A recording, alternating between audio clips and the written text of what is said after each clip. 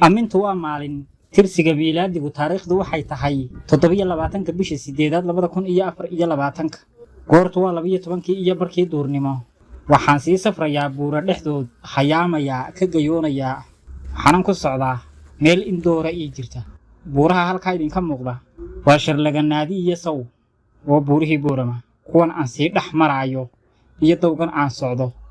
dhagaxaha iyo geedaha ku yaal mid baan u maray waa dooraxa mid waliba xasuus gaar ah iyo xilliyo la soo dhaafay buu dib igu celinayaa oo aan mildhada hawdka iyo hutujaha qorfahaasaan ka sii dhaxbaxaya waxaan ku beegay gaarigii gelinka dambe ka soo noqonayay jigjiga intaan waxoogaa beer halkana aniga asxaabtii gelin joognay waan markay 12 gaadhay ka soo hayaamay dhulka roob baa ku da'ay oo xareeda laag walbo aad ka talaabayso biyuhu way ku jiraan doox walbo aad sii dhex maraysana waad ka darsanaysaa weysada aad sidato dhulku waa barwaaqo waa maalin gaar ah